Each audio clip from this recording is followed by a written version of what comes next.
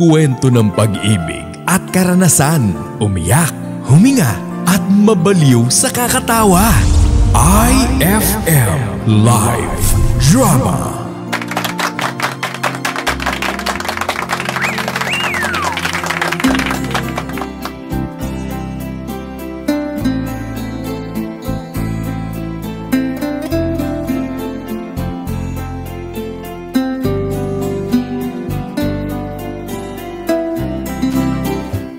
Hello mga idol! Itago niyo na lang po ako sa pangalang Regine. 27 years old, from Cainta, Rizal. Sa pamilya namin, kami na siguro yung pinaka naging kulelat. Kasi nakapag-abroad na yung mga kamag-anak namin eh. At kami, eto, naiwan sa Pilipinas. At bilang isang breadwinner mga idol, nalulungkot ako dahil pakiramdam ko ang ilap-ilap ng swerte sa pamilya namin. Hindi ko rin naman masisisi yung mga magulang ko eh. Dahil hindi tulad ng mga tiyahin ko, hindi sila nangarap ng mataas para sa aming mga anak nila. Gayunpaman, sisikapin ko pa rin na ako na lang magbibigay ng swerte sa pamilya namin. Maraming salamat po mga idol! Muli, ito po si Regine. And I thank you.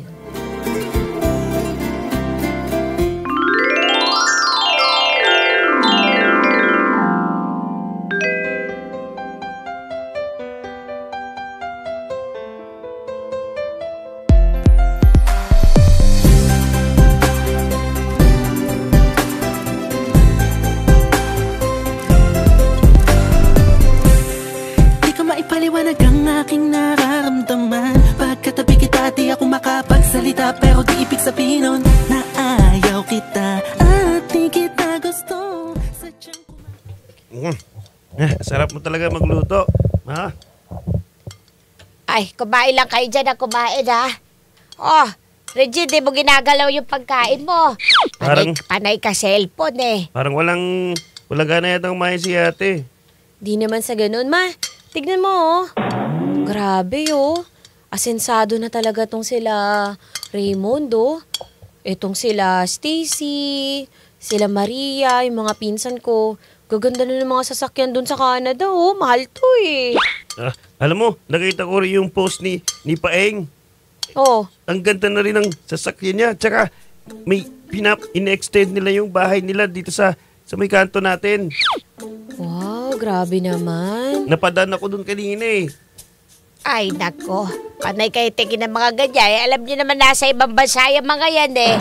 Eh, malaki na mga kinikita niya. Hindi kagaya na sa atin. Saka okay lang naman niya. Eh, deserve na nila. Tagal na nila doon sa ibang bansa. Eh, kung anong meron tayo, magpasalamat na lang tayo.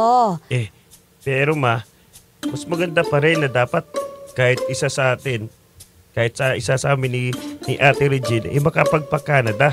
Kasi, ando na rin yung mga pinsan natin eh. Tignan mo, kinakawawa tayo kapag meron tayong reunion. Kaya nga eh. Basta, gusto ko talaga makapag-abroad na talaga ako. Para naman kahit papano, gumanda na talaga yung buhay natin.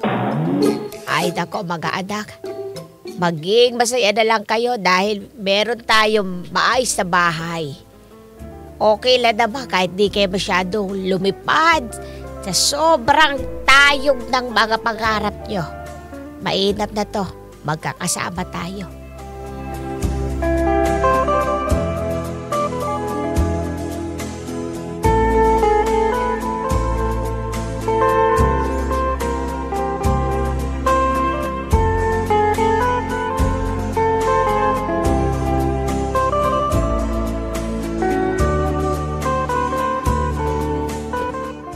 Nako, hanggang dito na lang ba tayo ang pagmananahi ng mga basahan? Ay, nako. Ewan ko nga eh. Ako, gusto ko na talagang makapunta sa Canada. Kasi yung mga pinsan ko, grabe. Sobrang yayaman na. Tapos yung dalawa doon nakapag-asawa ng Canadian. Kaya sobrang swerte talaga nila. Alam mo, parang gusto ko na rin talaga lisanin tong Pilipinas. Parang gusto ko na rin maging ibang bansa. Gusto ko na rin na maging guminhawa naman yung buhay ng pamilya ko. Ganyan nga din gusto ko eh. Gusto mo sabay na tayo mag-apply? Papuntang Canada? Ay, minaalala ako. Meron pala akong kilalang recruiter.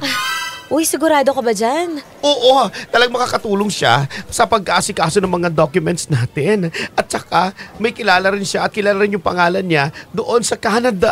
Uy, okay yan Maganda to. Magkano makakailanganin natin dyan? Tatanungin ko muna kung magkano. Pero for sure, makaka-discount tayo dahil kilala ko siya. Naku, mabuti naman kung ganon. Matutupad na din yung mga pangarap natin. Lisanin na natin itong Pilipinas. Para namang umunlad na tayo, no?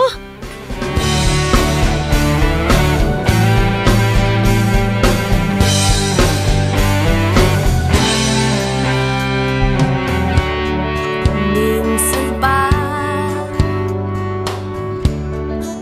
nang ako'y papalingon,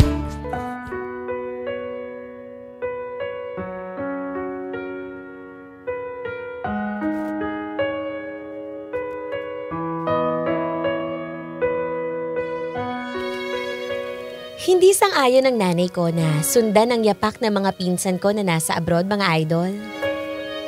Kaya nga palihim kong inaayos yung mga papeles ko papuntang ibang bansa eh. Iniisip ko kasi, kung mananatili ako sa Pilipinas, hindi kami aasenso, mga idol. Kaya kahit may takot sa dibdib ko, pilit ko na lang nilalakasan yung loob ko para sa pamilya ko.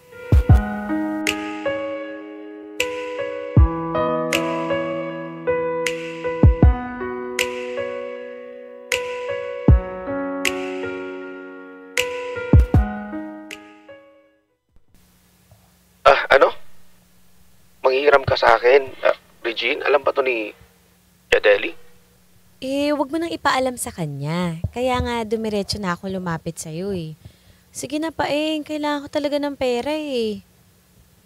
Sabagay, dito ka naman pupunta sa Canada. Sige, pero sana malaman to ni Jadeli. Baka kasi mamaya ako yung pagalitan niya. Baka sabihin niya, kinukonsente kita. Hindi naman sa ganun. Alam mo naman si Mama, di ba ayaw niya akong mag-abroad. Kung nakaayos na, kung nakalatag na lahat ng kailangan ko, sigurado ko wala naman na siyang magagawa kundi pumayag na lang, di ba? Yun na nga. Insan, kung gusto mo, ako na rin yung mag-asikaso ng mga dokumento mo. Hindi na. Alam ko naman na busy ka dyan eh. Tsaka, mas gusto ko talaga na ako na lang nag-aasikaso. Ayoko nang umasa sa inyo. Tignan mo, umutang na nga ako eh. Pati ba naman yung mga pag-asikaso. Gusto ko ako na gumawa nun, Paeng. Kasi gusto ko, ako na rin nang mag-asikaso sa kinabukasan namin. Para hindi na kayo maabala pa. Sige. Basta, Insan, kung anong may tutulong ko sa inyo, gagawin ko. At good luck. Sana, magkita tayo dito sa Canada. Salamat, pinsan Basta, promise, huwag mo muna sabihin kay Mama ha.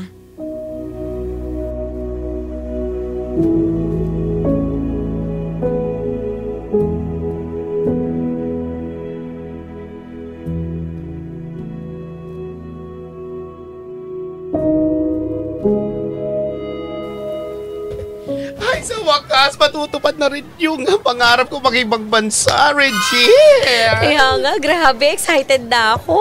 Alam mo, ang unang gagawin ko sa sweldo ko, pag nadoon na tayo sa Canada, ipapagawa ko talaga yung bahay ng lola ko. Ba? Ako din, ang unang gagawin ko sa magiging sahod natin, lilipat na lang kami ng bahay. Kasi pangit na nung inuupahan namin eh. Sa Bulok na bagay, yun eh. nakita ko nga at saka uuwi na ako ng Mindoro. Pupuntahan ko yung lola ko doon. Doon ka natitira? Oo. At ang gagawin ko ay bibilang ko silang mga lupa. Para naman kahit napagtanda ko, may maiiwan ako sa mga pamangkin ko. Sa Ayos Mindoro. yan Oo.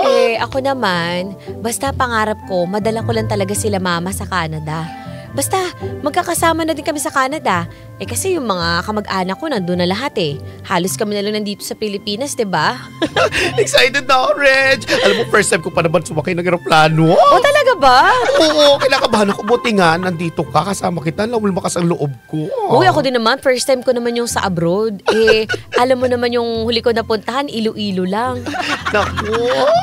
Naku, mag-ipon na tayo ng mga damit kasi di ba malamig sa Canada? Bibili tayo sa ukay-ukay. Oo, bumili tayo ng mga kapal na jacket. Tara na!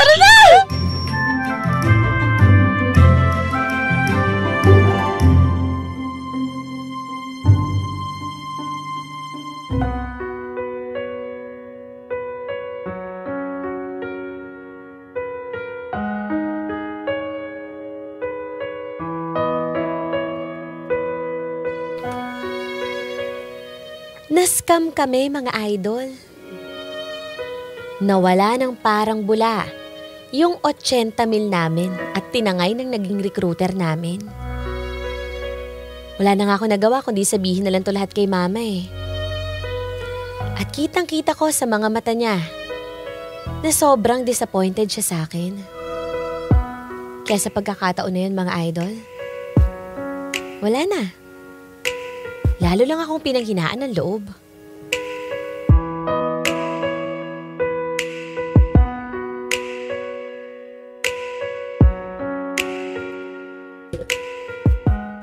Oh. Dito na ako, ma. Oh, yan na pala. Dito na pala bagaling mo anak. Ay, wag kag kay. Tio Pablo, ba't nandito po kayo? Mano po? Wag na. Dito ako sa bahay ninyo dahil alam ko naman gusto ko usapin yung nanay mo. Ano meron? Lagi na lang kayo humihingi sa akin. Unti mo yung pang-check up, pang-maintenance ng kapatid ko si Deli, mama ninyo Parang akin ang lahat. Ano bang pinagagawa niyo sa buhay, Regine? Hindi naman na po namin hinihingi yun Ma, ano ba itong sinasabi ni Tio Pablo? Ay, nako. Di ba yun nangyari sa'yo? O humingi ako ng tulong sa kanya. Mababaon tayo sa utang, anak. Napakarami natin kailangan bayaran. Ayan pa si Paeng, di ba? Uwiram ka ng pera kay Paeng. Paeng, ali. Ano bang ginagawa niyo dito? Andito kami ni Papa kasi gusto daw niya makausap si Chadeli. Kagagaling lang namin, kauwi lang namin galing ng Canada. Ay, nako, ito na nga sinasabi ko, di ba? Ito, nakita ko na ang sitwasyon dito sa bahay. Ikaw, Regine, hindi ko alam kung ano. May pangarap ka ba sa buhay? Ha? Tignan mo naman ito, si nanay mo. Kawawang-kawawa na. Hindi ka ba tulad sa mga pinsan mo dito sa anak ko na nagsusumikap? Ikaw, wala ka bang malasakit sa nanay mo? Meron naman ho. Kaya nga ho, ginugusto ko na rin po pumunta sa Canada. Kaso nga lang po, naloko Ginugusto? Ang tagal na namin sa Canada. Kung gusto mo, maraming paraan. At tignan mo, pinag-aral pa kita. Ha? Pinagsabay ko yung pag-aral ng anak ko sa Paeng. Nakapagtapos ka ng pag-aaral, pero ang ginawa mo, tambay ka lang. Hindi ka maghanap ng matinong trabaho. Walang magandang trabaho na available Pag meron naman, ang hirap. Ganun talaga Ganun yung buhay namin Hindi naman lahat siswertehin, di ba? Kaya ganito yung sa amin. Hindi ko maalam na lolokohin na kami ng recruiter doon. Yan na nga sinasabi ko. Dahil sa walang laman yung kokote mo, gusto mo yung instant. Ayaw mong mahirapan ka. Ay, tama. Ano nangyari sa'yo? Tama na. Ha? Nahihirapan tuloy ang nanay mo, ang kapatid kong si Deli. Ay, tama na yan. Grabe naman ho kayo magsalita sa amin. Ano, porke nakapag-abroad kayo? Porke ikaw nagpaaral sa akin? Gaganyanin niyo kami na nanay ko? Huwag naman ho kayo nang mamata sa sitwasyon namin. Oo, mapera kayo.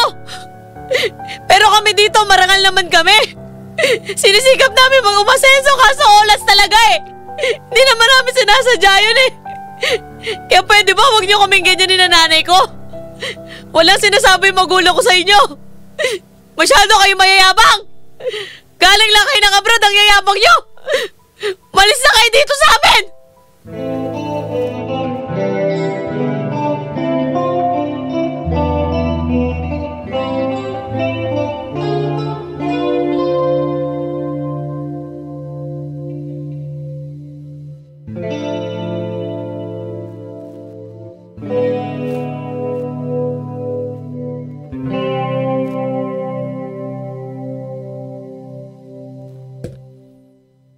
Bakit gano'n naman sila, ate? Porque nakarating sila ng gumandang buhay nila, naging marangya yung buhay nila. Gano'n na lang yung mga sinasabi nila sa atin. Ganun talaga sila. Napakayabang. Ma, ba't kasi pumapayag na? Apihin ka na mga yun. Ang tagal-tagal na tayo ginagano na Tio Pablo. Di ka man lang lumalaban sa kanya. Kumatahin ka niya, kumaliitin ka niya. Kala niya pati buong buhay mo. Binili niya eh. Mga anak, ganun lang talaga si Pablo. Ganun siya mga tuwiran eh. Ganun siya magmahal mag-asikaso. Kaya kung ano man nasabihin niya, tinatanggap ko. Totoo naman eh. Hindi ako nagsumikap sa buhay ko hindi ako nakasunod sa kanila doon.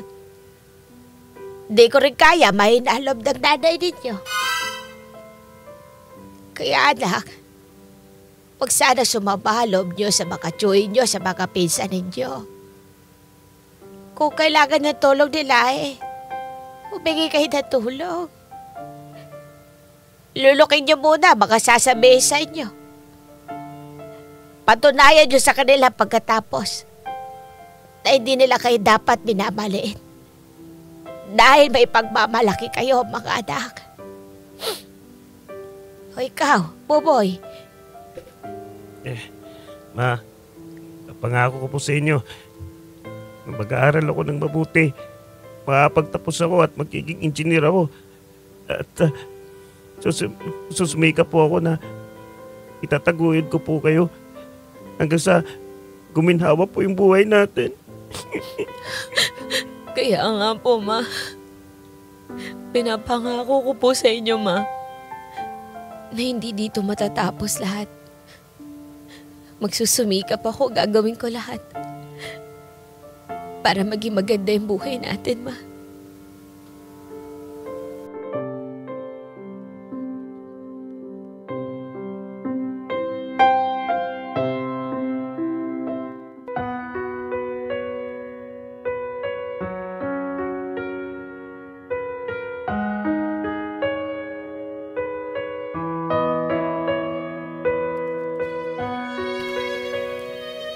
Magdadalawang taon na nga pala kami dito sa Canada, mga idol. Nung una, sobrang hirap na hirap ako mag-adjust. Pero salamat na lang din sa tulong ng mga kamag-anak ko dito. Kinakaya ko para sa pangarap. Kahit papano nakakaipon-ipon na din ako, mga idol.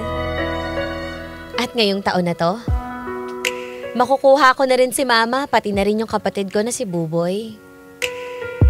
Napakabuti ng Diyos, ano? Dahil hindi niya kami pinabayaan.